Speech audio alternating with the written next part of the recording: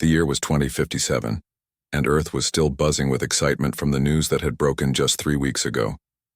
Humans were not alone in the universe.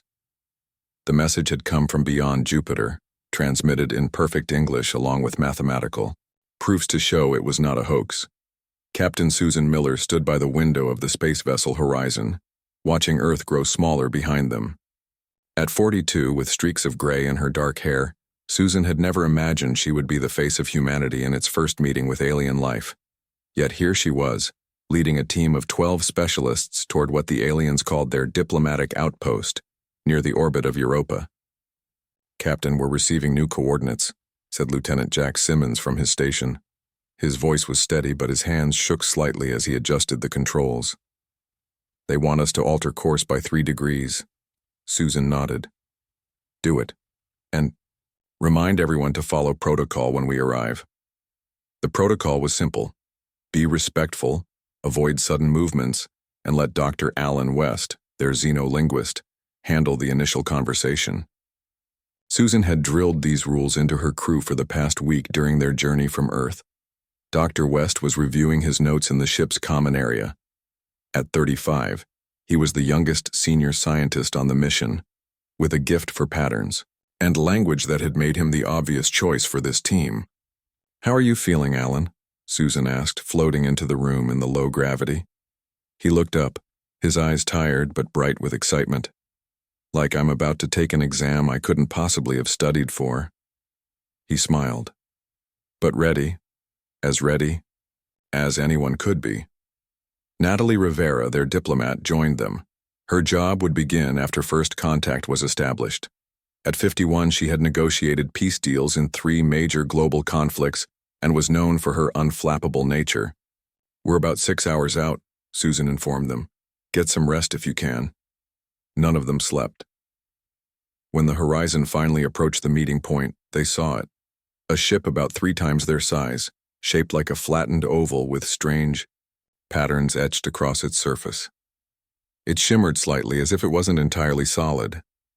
"This is Captain Susan Miller of the Earth vessel Horizon," Susan broadcast on the frequency they had been instructed to use. "We come in peace as representatives of humanity." There was a pause, then a voice responded. It spoke English with an odd cadence, like someone who had learned the language perfectly but never heard it spoken naturally. "We welcome you, humans of Earth. This is Ambassador Kazurek of the Galactic Confederation. Please dock with our vessel using the guidance beam we are now activating." A soft blue light enveloped the Horizon, gently pulling it toward the alien ship. The crew watched in silence as automatic systems engaged, connecting their vessel to the much larger one with a series of mechanical clicks. "Pressure equalized," reported Jack. "Atmosphere reads as compatible with our own." Susan took a deep breath. "Alan, Natalie, with me. Everyone else stays on board until called for." The 3 humans floated through the docking tube and emerged into a large chamber with slightly higher gravity than their ship. Standing before them were 3 beings. The aliens were roughly humanoid, with 2 arms and 2 legs, but their skin was a pale blue color that seemed to shift in the light. Their heads were larger than human heads, with 4 small eyes positioned in a diamond pattern. They had no visible nose, and their mouths were small horizontal slits. "Captain Miller," said the center alien, its mouth moving oddly with the words, "I am Kazurtk. These are my associates, Vreen and Loxta. We represent the Confederation Council." Susan fought to keep her expression neutral despite her racing heart. "Thank you for inviting us. This is Dr. Alan West, our language specialist, and Natalie Rivera, our diplomat." Kazurtk made a gesture that might have been a nod. "We have much to discuss. The Confederation includes 17 spacefaring civilizations. Yours would be the 18th we have contacted." They were led to a room with a large round table. The walls displayed moving images of what Susan guessed were different planets and star systems. "Humanity has advanced quickly," said Kazurek. "Most species take centuries longer to develop space travel after discovering nuclear energy. We have been watching your progress with interest." "You've been observing us?" Susan asked carefully. "From a distance, yes. We do not interfere with developing civilizations until they reach certain technological milestones." You crossed that threshold when you established your first self-sustaining colony on Mars. Alan leaned forward. Your English is perfect. How did you learn it? We have automated systems that analyze all broadcast communications, explained Vreen, the smaller alien. Your internet was particularly helpful. Natalie spoke next. What are your intentions toward Earth? Peaceful exchange, said Kazurtk. The Confederation exists to share knowledge and resources. We do not conquer or colonize. The aliens explained that the Confederation operated on principles of mutual benefit. All member species retained their independence but agreed to certain common laws regarding space travel, colonization, and technological development. As a gesture of goodwill, Kazurtka continued, the Confederation wishes to offer humanity a gift. We have recently terraformed a world in your neighboring star system, Proxima Centauri. It is habitable but uninhabited. We would like to grant humans the honor of naming this world. Susan exchanged surprised glances with her teammates. That's very generous. In our collective cultures, names carry power and significance, explained Loxta, speaking for the first time. To name a world is to establish a connection with it. We offer this connection to humanity. How should we choose this name? Asked Natalie. However you wish, said Kazratk. But choose wisely. The name will be recorded in the Galactic Cartographic Registry and used by all Confederation members. You have 6 of your Earth months to decide. After several hours of discussion about the Confederation's history and structure, the human delegation returned to their ship. Susan called an immediate meeting with her entire crew. They seem genuine, she said. But we proceed with caution. We'll send everything we've learned back to Earth and request instructions. Over the next week, the humans and aliens continued to meet. They shared information about their respective species and cultures.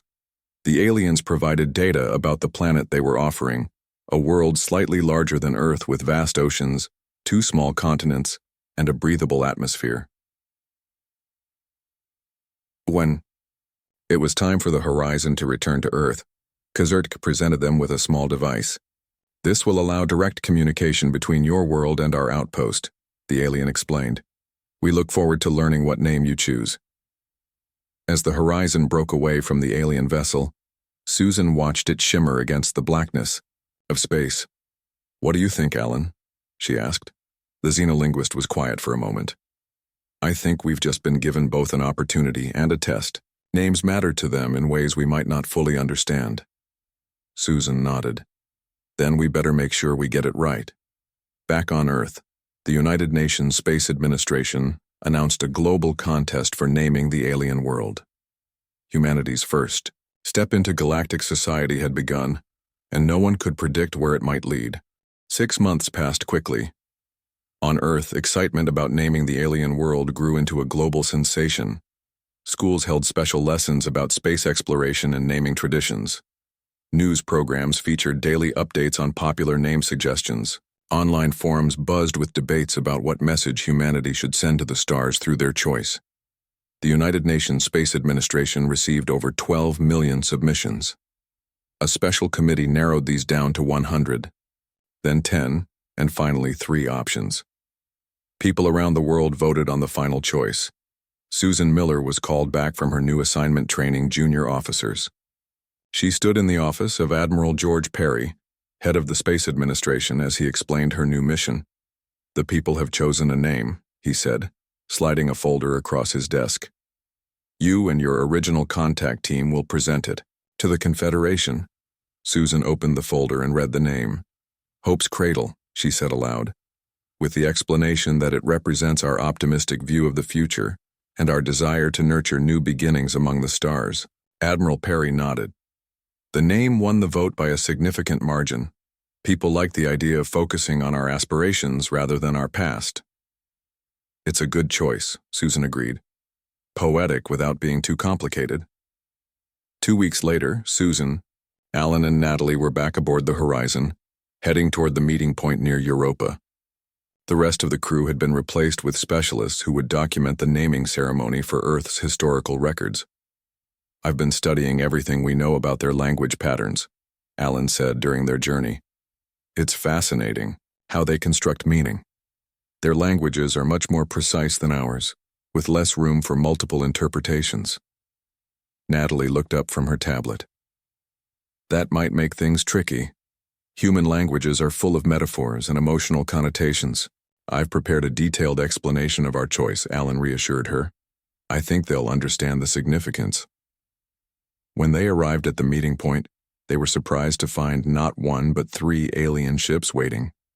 The central vessel was much larger than the one they had met before, with elegant spires extending from its main body. Captain Miller, Kazurik's voice came through the communication system. We welcome your return. The Council representatives from all 17 Confederation species have gathered to witness this historic naming ceremony. Susan felt a wave of pressure. No one had mentioned that this would be such a major event. The docking procedure went smoothly, and the human delegation was led into a vast chamber aboard the main ship. The room was circular, with raised platforms arranged in a ring. On each platform stood representatives of different alien species. Susan tried not to stare. Some looked somewhat humanoid, while others were completely different, from floating, gas-filled sacks to creatures that seemed made of crystalline structures.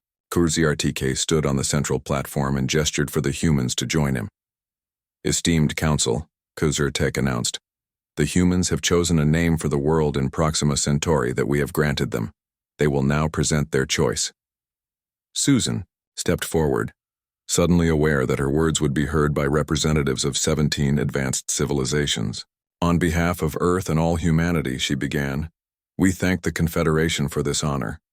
After careful consideration and a global selection process, we have chosen to name the world Hope's Cradle. There was silence in the chamber. Susan continued, in our culture, hope represents our positive vision for the future. A cradle is where new life is nurtured and protected. Together, these words represent our desire to see this world as a place where new beginnings can flourish under careful stewardship. Alan stepped forward with detailed visual presentations explaining the cultural context of both hope and cradle in human history. As he spoke, Susan noticed subtle movements among the alien representatives. Some leaned toward each other, while others made gestures she couldn't interpret. When Alan finished, there was a long pause. Finally, a tall, thin alien with gray skin stepped forward. I am Chief Translator Vex of the Diplomatic Corps, it said. We acknowledge your choice and will register Hope's Cradle in the Galactic Cartographic Registry. The ceremony continued, with each Confederation representative formally acknowledging the name. But Susan couldn't shake the feeling that something was off. The aliens' reaction seemed strained. After the ceremony, Kazurikk invited the humans to a smaller gathering with just a few representatives. The ceremony went well, Natalie said as they walked to the new meeting room. Did it? Susan wasn't so sure. They seemed uncomfortable. In the meeting room, Susan noticed one of the aliens watching them with particular interest. This one had deep purple skin and 4 arms. Kazurikk introduced it as Zrel, a cultural anthropologist. I have studied Earth's broadcast extensively, Zrel said. Your species has fascinating naming conventions. Thank you, said Alan. We put a lot of thought into our choice. Indeed, said Zrel. Most interesting. The conversation shifted to plans for future communication between Earth and the Confederation.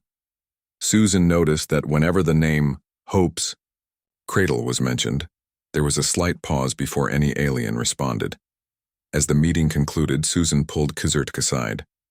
Is there something wrong with the name we chose? She asked directly. Kazurikk's 4 eyes blinked in sequence. Wrong? No. It has been accepted by the Council. But not everyone seems happy with it, Susan pressed. Happiness is not a factor in official proceedings, Kazurikk replied. The name has been registered, it is done. Back on the horizon, Susan shared her concerns with her team. Did anyone else notice the tension in that room? She asked. Definitely, said Natalie. Diplomatic, Instinct tells me we've accidentally stepped in something, but I can't figure out what. Alan was reviewing the recordings of the ceremony. Look at this, he said, pointing to his screen. When I explained the concept of cradle, the Varaxian representative, the one with the ridge on its head, actually changed color slightly. In many species, that's a sign of strong emotion. Could our translation be off? Susan asked. Alan frowned. Possibly. We're relying on their translation systems. What if Hope's cradle means something different in one of their languages? We should investigate this further, Natalie suggested. But carefully. We don't want to create a diplomatic incident by suggesting their translation technology is flawed. Agreed, said Susan. For now, we report a successful mission. But when we get back to Earth, Alan, I want you to dive deeper into Confederation languages. Something tells me we might have accidentally said more than we intended. As the horizon broke away from the alien fleet and set course for Earth, Susan watched the stars through the viewport. Humanity had just named its first world beyond the solar system. It should have been a moment of pure triumph. Instead, she couldn't shake the feeling that they had somehow missed something important, something that might come back to haunt them. Little did she know how right she was. 3 months after the naming ceremony, life on Earth had returned to normal. The excitement about the alien world had faded into the background of daily news. Susan Miller had been promoted to Rear Admiral for her role in the First Contact mission, and was now overseeing the training program for future space diplomats. On a Tuesday morning, Susan was reviewing cadet performance reports in her office when her computer screen flashed with an urgent message. The communication device given to them by the Confederation was activating for the first time since their return to Earth. Susan quickly pressed the acceptance button. Xerx's face appeared on the screen, but the alien looked different. The blue tint of its skin had darkened, and its 4 eyes seemed more recessed than before. Captain Miller, Xerx said, forgetting her new rank. We must speak immediately. What's happened? Susan asked, feeling a chill run down her spine. There has been a complication regarding the name Hope's Cradle. The Varaxian delegation has filed a formal protest against Earth. They claim the name is deeply offensive in their language. Susan sat up straight. Offensive? How? I cannot explain the exact translation, Xerx said, looking uncomfortable. It would be inappropriate. But in their language, the combination of sounds that make up your chosen name refers to reproductive anatomy in a vulgar context. Susan closed her eyes briefly. Of all the potential problems, this had never crossed her mind. I need to contact Dr. West and Ms. Rivera immediately. Can you give us more details about the nature of the complaint? The Varaxians are the oldest species in the Confederation, Kaiser TK explained. Their religious leaders have declared the name blasphemous. They are demanding it be changed and that Earth issue a formal apology. But we had no idea, Susan protested. We used your translation systems. Our systems translate words, not cultural context, Xerx replied. This is why naming rights are considered such a significant honor and responsibility.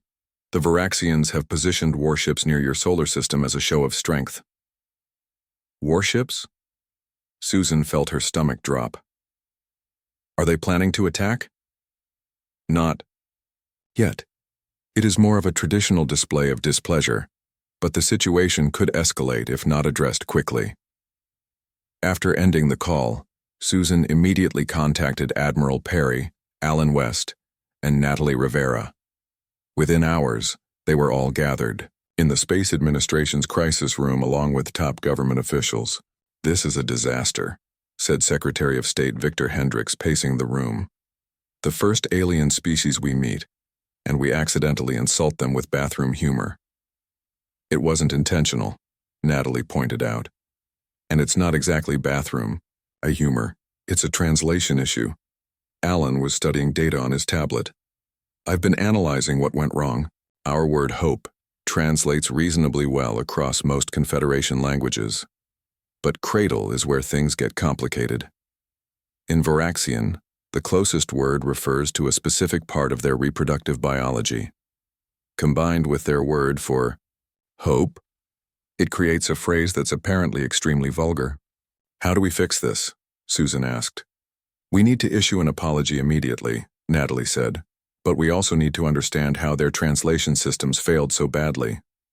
There's more, Alan added. I've been reviewing the data from the naming ceremony. Several other species also seemed uncomfortable with our choice, though not as overtly as the Varaxians. It appears our name may have unintended meanings in multiple Confederation languages.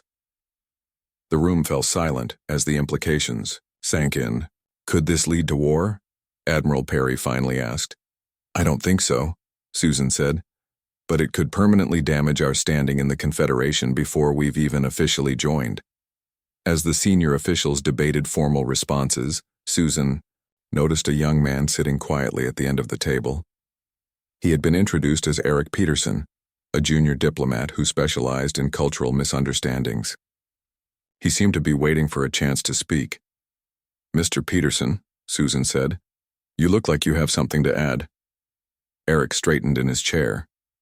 Yes, Admiral. I've been studying Confederation records that were shared with us. This isn't the first naming incident in their history. There have been similar misunderstandings between other species, all quietly resolved. How were they resolved? Natalie asked. Usually by changing the name with little public acknowledgement, Eric said, but I have a different suggestion. What if we invite representatives from all 17 species to Earth? A cultural exchange program focused specifically on naming conventions and language. We could learn from each other and find a solution together, rather than simply apologizing and moving on. The room buzzed with conversation as people considered the idea. It would be expensive, Secretary Hendricks noted. Less expensive than a space war, Susan countered. It could work, Natalie said thoughtfully. Instead of treating this as just our mistake, we frame it as an opportunity for mutual understanding. The Confederation seems to value cultural exchange. After hours of discussion, they decided to move forward with Eric's plan. Susan would deliver the initial message, a careful apology that acknowledged the mistake without groveling, followed by an invitation for a 3-week cultural exchange on Earth. The next day, Susan sat before the communication device, her uniform perfectly pressed, her expression serious but not fearful.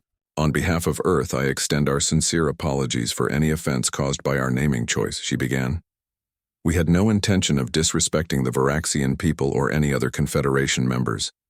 This unfortunate incident highlights how much we still have to learn about each other's cultures and languages. She paused, then continued. Rather than simply choosing a new name, we propose something more meaningful. We invite representatives from all Confederation species to visit Earth for a cultural exchange focused on language and naming traditions. Through this exchange, we hope to build deeper understanding and create a process for naming that honors all our diverse perspectives. The message was sent and Earth waited anxiously for a response. 3 days later, the reply came. The Confederation Council had accepted the invitation, though with conditions. The Varaxian warships would remain in position during the exchange as a reminder of the seriousness of the offense, and if the exchange did not result in a satisfactory solution, more serious measures would be considered. As Susan shared the news with her team, Alan looked troubled. What's bothering you? She asked. I've been digging deeper into the translation issues, he said, and I'm starting to think the problems go far beyond our naming choice. What if the Confederation species have been misunderstanding each other for centuries without realizing it? What if they've built an entire interstellar society on miscommunications? Then our little mistake might end up being more important than anyone realizes, Susan replied, looking out the window at the night sky. Either way, we need to get this right. Earth's future among the stars depends on it. 2 weeks later, 17 alien ships arrived in Earth orbit. News channels around the world broadcast their arrival live. People gathered in public squares to watch the strange vessels hang like new stars in the sky. Some felt fear, others, excitement, but everyone understood this was a turning point for humanity. Susan stood on the landing pad at the newly built Confederation Welcome Center outside of Denver. The structure had been rushed to completion in just 10 days. It featured 17 different living environments, each designed to match the home conditions of a specific alien species. The first shuttle is beginning its descent, Alan said, checking his tablet. Kazartke and the Confederation leadership will arrive first, followed by the other delegations. Are the city hosts ready? Susan asked Natalie, who had been coordinating the global aspects of the visit. All set. Each species will have their main base here, but we've arranged visits to different parts of the world to show Earth's cultural diversity. The Voraxians insisted on staying close to their transport vessels, though. Given that they still have warships positioned near Jupiter, I'm not surprised, Susan replied. The shuttle landed with barely a sound. Its door opened to reveal Kazurtk and 5 other aliens of different species. Susan stepped forward. Welcome to Earth, she said with a formal bow. We are honored by your presence and committed to resolving our misunderstanding. Kazurtk returned the gesture. We appreciate your invitation. The Council hopes this exchange will be productive. Over the next few days, the alien delegations settled into their quarters. Humans had been carefully selected to serve as guides and facilitators for each species. Eric Peterson was assigned to work with the Voraxian delegation, a role many considered particularly challenging. On the 4th day, the formal exchange program began. Dr. Alan West led the first session in a large conference hall designed to accommodate all species. Today we will discuss how humans name things, he began. We have many languages on Earth, each with different naming traditions, but all share certain characteristics. He explained how human names often carry emotional significance rather than literal description. He showed how objects might be named after people, or based on how they make us feel, rather than what they do or how they appear. For example, he said, we might name a weapon Peacemaker, not because it creates peace directly, but because of our hope that its existence will prevent conflict. The alien representatives listened with varying degrees of interest. The Voraxian delegate, a tall being with ridged skin named Grax, seemed particularly skeptical. This approach seems inefficient, Grax commented. In Voraxian culture, names are precise and functional. A tool is named for its purpose. A place is named for its features. Why complicate matters with emotional connotations? Because humans experience the world emotionally as well as functionally, Alan explained. Our names reflect our full experience. After the session, Eric approached Grax with caution. I was wondering if you might explain more about Voraxian naming conventions. We're eager to learn. To his surprise, Grax agreed. Your willingness to understand is unexpected. Most species simply avoid topics that cause discomfort. Over the next few days, similar conversations happened across the Welcome Center and in cities around the world. In New York, a delegation of gas-filled beings called the Noor floated through the Metropolitan Museum of Art, fascinated by how humans preserved their history. In Tokyo, crystalline entities called the Vril studied Japanese naming ceremonies with great interest. Meanwhile, Susan met daily with Kazurtk to discuss progress. The exchange is going better than expected, she said on the 10th day. But I'm concerned about the Voraxians. They still seem resistant. The offense was greatest to them, Kazurtk replied, and they are not known for flexibility. Has anything like this happened before between Confederation species? Susan asked carefully. Kazurtk's skin rippled slightly, what Susan had come to recognize as discomfort. There have been incidents, but they were resolved quietly. By hiding the problems rather than solving them? Susan pressed. After a long pause, Kazurtk admitted, our translation systems have limitations we rarely acknowledge. Perfect communication across such diverse biology and culture may be impossible. This confirmed what Alan had suspected. The Confederation had been built on imperfect understanding, with misinterpretations smoothed over in the interest of cooperation. On the 12th day of the exchange, a breakthrough occurred. Eric came running into Susan's office, his face flushed with excitement. Admiral, you need to come to the Voraxian quarters immediately. When Susan arrived, she found Grax engaged in conversation with a human woman. She recognized her as Kelly Nolan, a poet who had been invited to speak about metaphor in human literature. Admiral Miller, Grax said, turning toward her. This human has helped me understand something important about your species. What's that? Susan asked. Humans think in metaphors, Grax explained. When you named the world Hope's Cradle, you were not describing literal objects but creating an image that evokes feelings. This concept does not exist in Varaxian communication. Kelly nodded. I showed Grax some poetry that uses metaphors, like Heart of Stone or River of Time. These phrases would be nonsensical if taken literally, but humans understand the emotional meaning instantly. The name was never intended to offend, Susan said. I now understand this, Grax replied, but the problem remains. When translated literally into our language, the name is still inappropriate. However, I believe I can explain to my people that the error was in translation, not intent. Over the next week, similar realizations occurred across other delegations. A Confederation linguist named Thezk became particularly interested in human poetry and idioms. She began developing new translation protocols that would include cultural, context, and intended meaning, not just word-for-word conversion.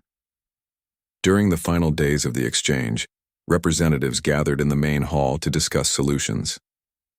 Thizke presented her new translation system. Our current methods assume that concepts in one language have direct equivalents in another, she explained. But this is often not true. My new protocol includes markers for metaphorical meaning, cultural context, and emotional intent. Alan was impressed. This could revolutionize how the species of the Confederation communicate with each other. It already has, Kazurtik said. Testing these protocols has revealed that many of our past agreements contained mistranslations. Nothing severe enough to cause conflict, but enough to create subtle misunderstandings. So our mistake might end up improving communication throughout the galaxy? Natalie asked. It appears so, Kazurtik replied. Your species' odd way of naming things has exposed a flaw in our systems that we had ignored for centuries. On the final day of the exchange, Grax approached Susan with a formal statement.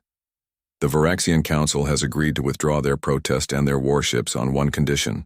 The name must be changed, but using a new process that acknowledges the challenges of cross-species communication. Susan nodded. That seems fair. What process do they suggest? A joint naming committee with representatives from all 18 cultures, Grax said, including Earth.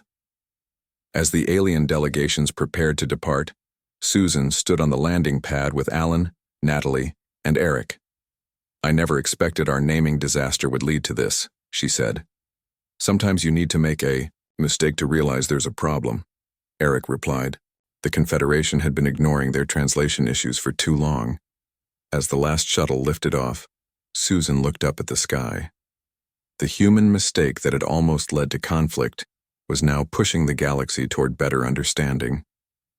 It wasn't the outcome anyone had expected, but perhaps it was the one they all needed. 6 months after the cultural exchange on Earth, the Confederation called for a special assembly. For the first time in its long history, the meeting would be held on a non-member world. Earth. The assembly location was a massive temporary structure built on a plain outside of Geneva. Representatives from all 17 Confederation species would sit alongside human delegates. Susan Miller, now serving as Earth's official ambassador to the Confederation, stood at the entrance watching final preparations. Nervous? Alan asked, joining her with a tablet in hand. A little, Susan admitted. Having the entire Confederation here is a big responsibility. And a big honor, Natalie added as she approached. After the naming incident, they could have shut us out completely. Instead, they're here to announce the new naming protocols. Eric Peterson hurried over to join them. His work during the cultural exchange had earned him a permanent position on the diplomatic team. The Varaxian shuttle just entered Earth's atmosphere, he reported. Grax sent a message ahead saying he has news from their religious council. Susan raised an eyebrow. Good news or bad news? He didn't say, but he requested a private meeting before the assembly begins. An hour later, Susan sat across from Grax in a small conference room. The Varaxian looked different somehow. The ridges on his head seemed less pronounced, and his posture was more relaxed. Ambassador Miller, Grax began. The Varaxian Religious Council has been studying human literature since our visit. They have found the concept of metaphor challenging but intriguing. I'm glad to hear it, Susan said carefully. They have declared that metaphorical communication, while strange, is not blasphemous. They view it now as an alternative way of understanding reality, not a deliberate perversion of truth as they first believed. Susan released a breath she hadn't realized she was holding. That's good news indeed. There is more, Grax continued. The Council has authorized me to share something with you that we have never revealed to other Confederation species. Our sacred texts contain passages that could be interpreted as metaphorical. For thousands of years we have insisted on purely literal readings, but your human poets have made some of our scholars reconsider. That's quite a revelation, Susan said, genuinely surprised. Why tell us now? Because your mistake forced us to examine our own assumptions. This is rare among the Varaxians. When the assembly began, the vast hall was filled with beings of all shapes and sizes. Kazurtk, now serving as chief coordinator for Earth relations, called the meeting to order. Esteemed representatives, Kazurtk began, we gather today to address the matter of interspecies communication, specifically regarding the naming of celestial bodies. The recent incident involving Earth's naming choice has revealed systematic flaws in our translation protocols. The Confederation's head linguist, Thurzike, presented the findings from the Cultural Exchange Program. On large screens visible to all attendees, she displayed diagrams showing how the same phrase could be interpreted differently across species. For too long, we have maintained the illusion of perfect understanding, Thurzike explained. But true communication requires more than word-for-word translation. It requires cultural context, acknowledgement of metaphorical thinking, and recognition of different biological perceptions. Susan watched as the representatives reacted. Some seemed uncomfortable with this admission, while others nodded in agreement. The Vril, with their crystal bodies, emitted soft lights that Susan had learned indicated intense interest. Therefore, Sus continued, I propose the establishment of the human protocol for all future interspecies communications. A murmur ran through the assembly. Naming a galactic protocol after the newest and least advanced species was unprecedented. The key elements of this protocol, Thurzike explained, include multi-species translation teams, detailed cultural context notes, and explicit marking of literal versus metaphorical language. Most importantly, it acknowledges that perfect translation may be impossible, but mutual understanding through continuous dialogue is achievable. The debate that followed lasted for hours. Some species argued that the current system had served well enough. Others pointed out previously unaddressed misunderstandings that had caused subtle tensions for centuries. Finally, Grax rose to speak. As the representative of the oldest and most conservative Confederation species, his opinion carried significant weight. The Varaxian people initially viewed the human naming error as a grave offense, he stated. But through direct cultural exchange, we came to understand it was a failure of translation, not intent. More importantly, this incident revealed that we Varaxians had been imposing our literal communication style on other species, instead of adapting to their different ways of expression. He paused, looking around the room. The proposed human protocol would not only prevent future misunderstandings, but could heal old wounds we did not know existed. The Varaxian Council supports its implementation. With the Varaxians on board, the remaining opposition faded. By the end of the day, the Assembly voted to adopt the human protocol for all official Confederation communications. As part of the new protocol, the contested planet would be temporarily given a neutral designation, while a joint naming committee worked to find a name with positive or neutral meanings across all 18 cultures. After the assembly concluded, Susan found herself standing outside with Kazurtk watching the sunset. I never expected our mistake would lead to this, she said. The universe is full of surprises, Kazurtk replied. Sometimes the youngest can teach the oldest new ways of seeing. What happens now? Susan asked. Earth will be granted provisional membership in the Confederation. The naming committee will begin its work, and all member species will start training their diplomats in the human protocol. Including metaphors? Susan smiled. Especially metaphors, Kazurtke confirmed. They are proving surprisingly useful for discussing concepts that defy literal description. 5 years later, Susan stood on the observation deck of a Confederation science vessel orbiting the planet formerly known as Hope's Cradle. Now it had a new name, one crafted through months of careful collaboration between all 18 species. Alan joined her at the viewport. Hard to believe it's been 5 years since the naming disaster, he said. Not a disaster after all, Susan replied. More like a necessary disruption. Below them, the blue-green planet turned slowly. Teams from Earth and the Confederation were establishing the first joint research base on its surface. The new name of the planet was displayed on a plaque beside the viewport. In the human language English, it translated roughly to lesson learned. But the actual name was more complex, a carefully constructed term with 18 different translations, each carrying appropriate meaning in its respective language while avoiding any offensive connotations. The naming committee did good work, Alan observed. 27 drafts later, Susan laughed. Worth it, though. A young communication officer approached them. Ambassador Miller, we're receiving the feed from the surface ceremony. They're about to unveil the monument. On the screen, they watched as representatives from Earth and all 17 Confederation species gathered around a stone pillar as the covering was removed. Susan could see the inscription, a phrase repeated in 18 different languages. In English, it read, "Words divide us. Understanding unites us." Eric Peterson, now a senior diplomat, was representing Earth at the year ceremony. He touched the monument with reverence before turning to address the gathered beings. 5 years ago, a simple naming mistake nearly caused a diplomatic crisis, he said. Today, that mistake has led to the greatest advancement in interspecies communication in Confederation history. The human protocol is now used not just for naming planets, but for all major treaties, scientific collaborations, and cultural exchanges. Susan felt a sense of pride watching the ceremony. Humanity's greatest contribution to galactic society had come not from their technology or resources, but from their willingness to acknowledge a mistake and work to understand others. As the ceremony concluded, Kazurtke joined Susan on the observation deck. The Confederation Council has voted to remove Earth's provisional status, Kazurtke informed her. You are now full members. Thank you, Susan said, though I'm still not sure we deserve to have a galactic protocol named after us. Names matter, Kazurtke replied with what Susan had come to recognize as humor. As you humans so dramatically demonstrated.